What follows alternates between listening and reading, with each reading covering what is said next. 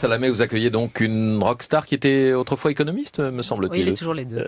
Bonjour Thomas Piketty. Bonjour. Chaque jour ou presque, il y a un nouveau candidat à l'élection présidentielle. Rassurez-nous, ce matin, vous n'êtes pas candidat. Non.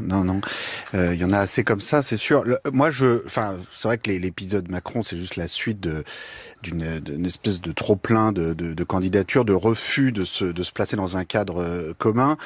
Moi, j'ai très peur, plus que jamais, qu'on se retrouve avec un second tour Juppé-Le Pen ou Sarkozy-Le Pen. Mais c'est ça la question. Et c'est vrai de devoir attendre. Moi, ce qui m'attriste le plus, finalement, donc on va avoir une primaire, d'ailleurs plusieurs primaires à gauche. C'est ça, c'est-à-dire qu'on rappelle juste qu'en février dernier, vous avez signé un appel avec un certain nombre de personnalités pour appeler à une grande primaire de la gauche, des écologistes. Bon, très vite, cette idée a été tuée parce que Mélenchon a dit non, puis ensuite les écologistes ont dit non, on l'a fait de notre côté. Donc aujourd'hui, on a plusieurs candidatures individuelles. Il va y avoir une primaire du Parti socialiste et de ses quelques alliés en décembre, janvier. Il va y avoir une primaire des écologistes.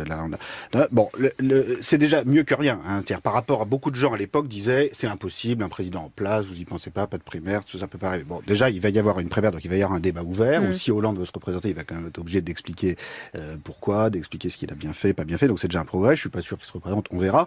Le problème, c'est là de nous faire attendre jusqu'au 15 décembre, parce que c'est ça qu'ils ont prévu pour que Hollande daigne nous dire s'il est candidat, pour que Montebourg daigne nous dire s'il est candidat, pour que Macron... Non, Montebourg est candidat, je vous rassure. Oui, à la primaire, on ne sait pas. Non, primaire. c'est même pas clair. Il nous dit, peut-être que je serai en dehors. Le problème, c'est que chacune de ces personnes a un point commun, que ce soit Hollande, soit Macron, soit Montebourg, soit Mélenchon. C'est qu'ils ont tous envie d'être candidats, mais sans avoir à passer par une primaire, sans avoir à débattre, Sauf que le résultat de tout ça, c'est l'élimination assurée. Puis surtout, c'est l'absence de débat. Parce que moi, je pense, dans le fond, moi, je suis comme tous les Français, je sais pas du tout, parmi tous ces candidats cités ou non cités, lequel ou laquelle sera la plus convaincante. J'ai surtout envie qu'ils débattent, et qu'ils débattent du fond, parce que dans toute cette espèce d'aventure personnelle là de Macron, qui vraiment, alors lui, c'est vraiment, il pense qu'à sa tronche, tout ça, on ne parle jamais de fond. C'est-à-dire qu'il nous fait croire, regardez, je suis moderne, tout ça. Bon, le type, quand même, ça fait quand même 4 ans et demi qu'il est au gouvernement.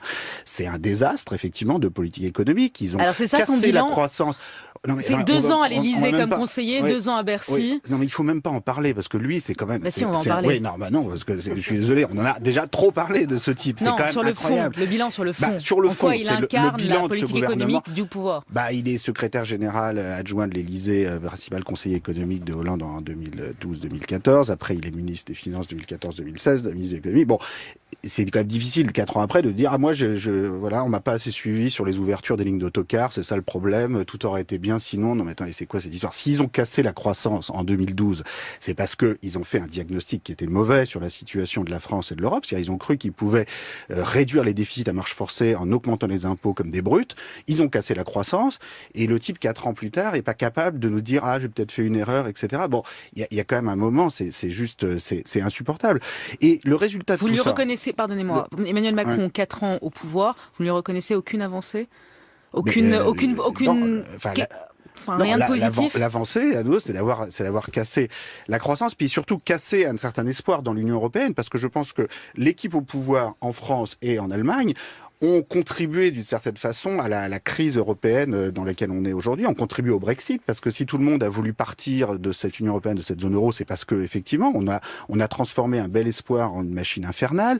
En plein moment, on a cette crise de réfugiés où on aurait dû ouvrir l'Europe, on se retrouve à continuer d'imposer à des pays comme la Grèce, qui ont des milliers de réfugiés sur leur sol, des cibles d'excédents budgétaires complètement délirantes, dont tout le monde dit qu'il faudra annuler leurs dettes, sauf qu'on repousse sans cesse le moment où on va prendre la décision. Donc c'est tout ça, l'équipe au pouvoir.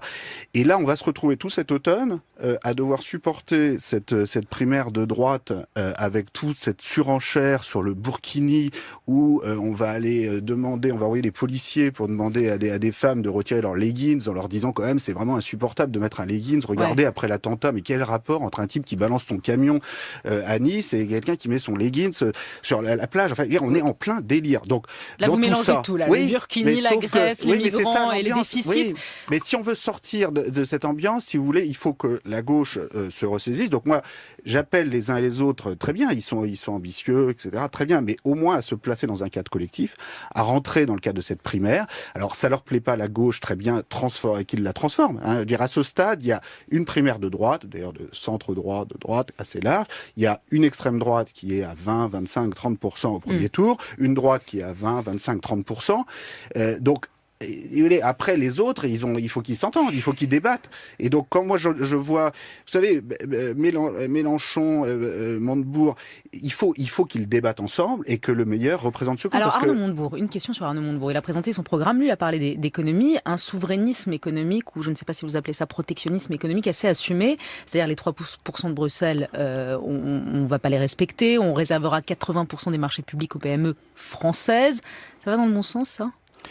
Le problème de Montebourg, c'est un peu comme Mélenchon, c'est il dit il faut taper du poing sur la table, il faut avoir un bras de fer avec l'Allemagne, tout ça. Il y a du vrai dans tout ça, sauf que ça manque vraiment de propositions précises. Il y a beaucoup de coups de menton, de postures. Mais il en a donné, Montebourg, des propositions précises, notamment cette histoire de marché public qui est réservé aux PME. Mais concrètement, sur comment on transforme comment on démocratise la zone euro, l'Union européenne, comment on change les traités européens, parce que c'est très bien de dire, c'est comme moi j'ai envie d'associer ça aussi à la posture de Mélenchon qui dit voilà, si on n'arrive pas à réformer les traités, alors il faut menacer de sortir. Ok, c'est très bien, mais commence par nous dire comment tu veux réformer les traités. C'est-à-dire qu'il nous parle du plan B en permanence qui est la sortie, mais commençons d'abord par donner une chance au plan A. C'est-à-dire que quelle est la proposition qu'on fait vraiment pour changer les traités. Et vous l'entendez pas là? Pour l'instant, je l'entends pas. Et je pense que, y compris Mélenchon, une primaire pourrait aussi le tirer vers le haut. Parce que là, il nous dit, regardez, c'est super, dans les sondages, je suis à 15, Hollande est à 14. Ok, c'est génial, mais sauf que Le Pen et Juppé, ils sont à 25 ou à 30. Donc à quoi ça sert?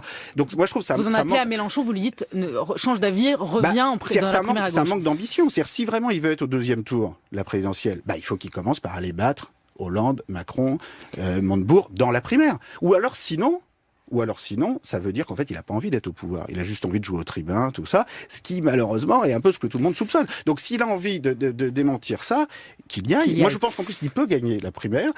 Je sais pas, d'ailleurs, moi, je sais pas pour qui je voterai, je sais pas qui aura le discours. Vous êtes tenté par Mélenchon, un peu, là? Non, pas spécialement.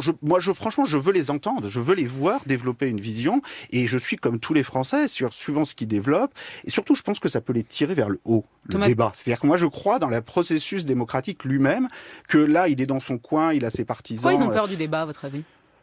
Parce qu'ils ont peur de perdre. Ils ont envie d'être jusqu'au bout, d'être au premier tour. Parce qu'en fait, c'est quand même quelque part, ils ont envie de voir leur tronche sur l'affiche au premier tour. Bon, sauf que tout ça, c'est très bien, mais on s'en fout de leur tronche. C'est-à-dire, ce qu'on veut, c'est d'avoir un débat, puis d'avoir une chance d'avoir un autre deuxième tour que, vous vous rendez compte quand même, Sarkozy, Le Pen au deuxième tour, ce qui est pas impossible. Et Juppé, Le Pen, c'est pas beaucoup mieux. Thomas Piketty, la France va demander l'arrêt des négociations sur le TAFTA, le traité de libre-échange entre les États-Unis et l'Union européenne. Les Américains ne nous laissent que des miettes, a dit le ministre Matthias Fekl. C'est une bonne chose qu'on arrête les négociations? Je voudrais surtout qu'on propose un autre accord. C'est-à-dire, moi, je pense que là, il aurait fallu, on a besoin d'un accord international pour plus de transparence, pour lutter contre les paradis fiscaux, pour avoir une imposition minimale des grandes sociétés. C'est ça qu'on devrait avoir dans un grand traité euro-américain. Libéraliser les marchés, rajouter une couche de libéralisation des marchés. Franchement, les échanges n'ont jamais été aussi libres. Donc, je dis pas, il peut y avoir certaines mesures qui sont utiles, mais c'est pas la priorité. Donc, c'est pas plus mal d'arrêter, au fond. Et de changer la donne. Alors arrêtez, mais pour mettre autre chose sur la table. C'est-à-dire que là, c'est quand même fou, au stade où on en est, de rajouter une couche de libéralisation des échanges sans mettre sur la table un autre agenda. Vous pouvez pas mettre la moitié du PIB mondial autour de la table, parce que c'est ça, l'Union européenne et les États-Unis, et ne rien faire sur la transparence financière, les paradis fiscaux, etc. Thomas Piketty était notre invité ce matin. Belle journée à vous. Merci à vous, Léa Salamé. 8h-3. Le 7-9. Sur France Inter. Charline Vanhoenacker, vous suivez, vous ne faites que ça même, suivez l'université d'été du MEDEF. J'adore. À Juan-Josas. Oui, Alors déjà, comment expliquer aux gens de gauche ce que représente ce grand raout de rentrée du MEDEF? C'est un peu éo la droite. Voilà. Alors chaque année, les patrons invitent un ministre à jouir, mais alors cette année, c'est pas de bol. Le seul ministre invité à s'exprimer démissionne la veille. Pas de regret, le campus de HEC, il n'y avait pas moyen de faire accoster la navette. Pourtant, ça lui aurait fait du bien à Emmanuel Macron de se retrouver entouré de plein de patrons. Ça l'aurait reposé de tous ces pauvres qui lui ont donné tant de travail pendant 2 ans au ministère. Alors hier, dans les allées du rassemblement du MEDEF, vous savez ce que les entrepreneurs disaient?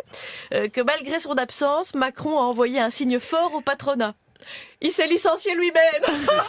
Oh, on s'est rire à jouir. N'est-ce pas, Dominique? Non, parce que Domi, il a réussi à avoir un bracelet VIP, lui, Domi. Vous êtes retourné hier après-midi. All access. Bah oui, vous aviez promis un selfie avec Pierre Gattaz. Alors bon, Pierre, il est trop mignon. Il veut dépolitiser l'économie. Et c'est mal parti vu qu'il se met à parler comme un politique. Il raconte partout qu'on va pouvoir créer non pas 1,5, mais 2 millions d'emplois. Comment, me direz-vous? Eh bien, très simplement, puisqu'il suffit pour cela de revenir au Code du travail de 1910. C'est une blague de patron. Qu'est-ce qu'on se poile à jouir, dites donc. Alors, plus sérieusement, quand on demande à Pierre Gattaz comment créer 2 millions d'emplois, en dehors de porter un pins, eh bien, il répond tel le poète, ce ne sont pas des promesses, ce sont des objectifs. Gattaz, sur la loi travail, je cite toujours l'auteur, il y a eu trop de zig et de zag. On sent bien que le type veut briser les tabous et réinventer les expressions toutes faites. C'est un pragmatique et c'est ce que cherche le MEDEF, des hommes politiques pragmatiques. À droite, ils le sont, c'est sûr. Ils passent leur temps à emmerder les musulmans et devant les chefs d'entreprise, ils font la danse des 7 voiles. Oui, tous les candidats à la présidentielle rivalisent de séduction pour conquérir le vrai cœur de Pierre Gattaz, celui qui est dans son portefeuille. Tous les prétendants qui ont défilé pendant 2 jours avaient le choix entre sauver le climat, sauver les dividendes des actionnaires. Donc Marie-Pierre Planchon, attendez-vous à nous annoncer 40 degrés au mois de novembre. En conclusion, l'université du MEDEF, c'est un peu les profs à la rentrée qui donnent aux politiques la liste des fournitures et qui après distribuent les bons points. Charline Vanhoenacker, merci. Rendez-vous 10. Sans avoir à débattre, sauf que le résultat de tout ça, c'est l'élimination assurée. Puis surtout, c'est l'absence de débat. Parce que moi, je pense, dans le fond, moi, je suis comme tous les Français, je sais pas du tout, parmi tous ces candidats cités ou non cités, lequel ou laquelle sera la plus convaincante. J'ai surtout envie qu'ils débattent et qu'ils débattent du fond, parce que dans toute cette espèce d'aventure personnelle là de Macron, qui vraiment, alors lui, c'est vraiment, il pense qu'à sa tronche, tout ça, on ne parle jamais de fond. Aujourd'hui, on a plusieurs candidatures individuelles. Oui, alors bon, il va y avoir une primaire du Parti socialiste et de ses quelques alliés en décembre, janvier. Il va y avoir une primaire des écologistes. Là, bon, c'est déjà mieux que rien. C'est-à-dire, par rapport à beaucoup de gens à l'époque disaient c'est impossible, un président en place, vous y pensez pas de primaire, tout ça peut pas arriver. Bon, déjà, il va y avoir une primaire, donc il va y avoir un débat ouvert. Ou si Hollande veut se représenter, il va quand même être obligé d'expliquer pourquoi, d'expliquer ce qu'il a bien fait, pas bien fait. Donc c'est déjà un progrès. Je suis pas sûr qu'il se représente. On verra. Le problème, c'est là de nous faire attendre jusqu'au 15 décembre, parce que c'est ça qu'ils ont prévu, pour que Hollande daigne nous dire s'il est candidat, pour que Montebourg daigne nous dire s'il est candidat, pour que Macron... Non, Montebourg est candidat, je vous rassure. Oui, à la primaire, on ne sait pas. Non, à la primaire. C'est même pas clair. Il nous dit, non, peut-être que je serai en dehors. Le problème, c'est que chacune de ces personnes a un point commun, que ce soit Hollande, soit Macron, soit Montebourg, soit Mélenchon. C'est qu'ils ont tous envie d'être candidats, mais sans avoir à passer par une... Salamé, vous accueillez donc une rockstar qui était autrefois économiste, me semble-t-il. Oui, il est toujours les deux. Bonjour Thomas Piketty. Bonjour. Chaque jour ou presque, il y a un nouveau candidat à l'élection présidentielle. Rassurez-nous, ce matin, vous n'êtes pas candidat. Non. Il y en a assez comme ça, c'est sûr. C'est vrai que l'épisode Macron, c'est juste la suite d'une espèce de trop-plein de candidatures, de refus de se placer dans un cadre commun. Moi, j'ai très peur, plus que jamais, qu'on se retrouve avec un second tour Juppé-Le Pen ou Sarkozy-Le Pen. Mais c'est ça la question. Et c'est vrai de devoir attendre. Moi, ce qui m'attriste le plus, finalement, donc on va avoir une primaire, d'ailleurs plusieurs primaires à gauche. C'est ça, c'est-à-dire qu'on rappelle juste qu'en février dernier, vous avez signé un appel avec un certain nombre de personnalités pour appeler à une grande primaire de la gauche, des écologistes. Bon, très vite, cette idée a été tuée parce que Mélenchon a dit non, puis ensuite les écologistes ont dit non, on l'a fait de notre côté. Donc